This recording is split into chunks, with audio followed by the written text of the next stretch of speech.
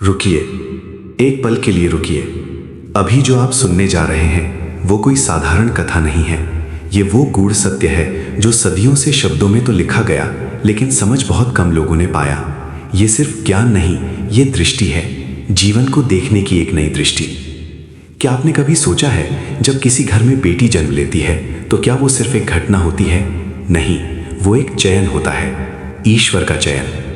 लेकिन सवाल ये है, ईश्वर किसे चुनते हैं? किस पिता को, किस माँ को, किस आंगन को? और सबसे बड़ा प्रश्न, क्या आपका घर उस चयन के योग्य है? आज हम उस रहस्य से पर्दा उठाएंगे जिसे जानकर शायद आपका जीवन देखने का नजरिया ही बदल जाए। हम सब जानते हैं कि दुनिया में हर दिन लाखों बच्चे जन्म लेते हैं। विज्ञान कहता है ये एक जैविक प्रक्रिया है, लेकिन आध्यात्मिक ज्ञान कहता है ये केवल शरीर का जन्म नहीं, ये आत्मा का आगमन है। आत्मा कहीं भी नहीं जाती, वो वहां जाती है जहां उसका उद्देश्य हो, जहां उसका संबंध हो, जहां उसकी आवश्यकता हो। और जब किसी घर में बेटी जन्म लेती है तो समझ लीजिए वो सिर्फ आई नहीं है, वो चुनी गई है, और उसने भी उस घर को चुना है।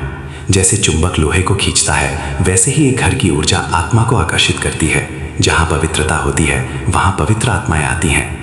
इसीलिए आपने देखा होगा, कुछ घरों में बेटी के जन्म के साथ ही सब बदलने लगता है। रुका हुआ भाग्य चल पड़ता है, कठोर दिल पिघल जाते हैं, घर में हंसी लौट आती है। ये संयोग नहीं है, ये ऊर्जा का परिवर्तन है। हम हमेशा सुनते आए हैं बेटी लक्ष्मी होती है, लेकिन इसका अर्थ सिर्फ धन नहीं है। लक्ष्मी का अर्थ है संतुलन, समृद्धि और चेतना। और लक्ष्मी वहीं आती है जहां सम्मान हो, जहां विचार शुद्ध हो, जहां कृतज्ञता हो। तो जब बेटी को लक्ष्मी कहा जाता है तो इसका अर्थ है वो उस घर में आती है जहां इन गुणों की संभावना होती है, या जहां वो इन गुणों को जन्म देने वाली होती है। लेकिन अगर उसी बेटी का अपमान हो, उसे बोझ समझा जाए, तो वही लक्ष्मी लौट भी जाती है। अब ध्यान से सुनिए एक गहरा सत्य।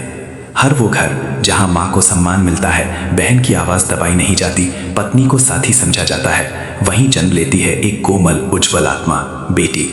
जहां स्त्री का आदर होता है वहीं देवत्व का वास होता है। लेकिन कहानी यही खत्म नहीं होती। कभी कभी बेटी उस घर में भी जन्म लेती है जहां सब कुछ ठीक नहीं होता। क्यों? क्योंकि कुछ आत्माएं बदलाव बनकर आती हैं। वो इसलिए नहीं आती कि सब अच्छा है, वो इसीलिए आती है ताकि सब अच्छा हो सके। वो एक दीपक होती है जो अंधेरे में जन्म लेती है ताकि रोशनी फैला सके। ऐसी बेटियां कमजोर नहीं होती, वो सबसे शक्तिशाली आत्माएं होती हैं। और अब वो सत्य जो बहुत कम लोग जानते हैं। हर आत्मा अपने साथ 3 चीजें लेकर आती है, संस्कार, अधूरे कर्म और एक उद्देश्य।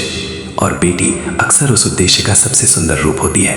वो कभी करुणा सिखाने आती है, कभी साहस, कभी प्रश्न पूछकर बदलाव लाने, और कभी सिर्फ ये सिखाने कि प्रेम क्या होता है।